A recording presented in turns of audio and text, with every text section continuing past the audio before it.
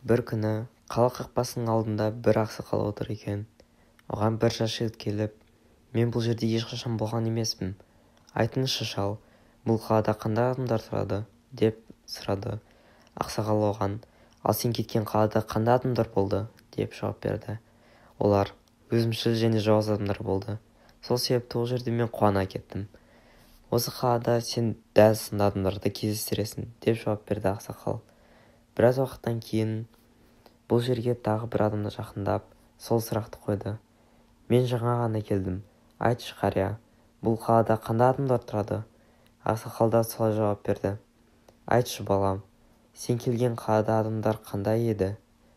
«Әй, олар ақкөңіл, қонақжай, асыл жандар еді. Онда менің достарым көп болды. Сол себепті олармен қоштасу маған оңай болған жоқ.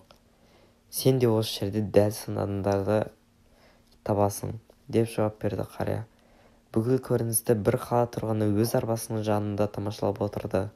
Ол ақсақалдың қасына барып: «Неге біріне мына жерде арамзалар тұрады, ал екіншісіне бұл жерде жақсы адамдар тұратынын айттыңыз?» деп сұрады. Ақсақал оған: «Жақсылар да, жамандар да бар, тек әркім өз білгенін ғана табады» деп жауап берді.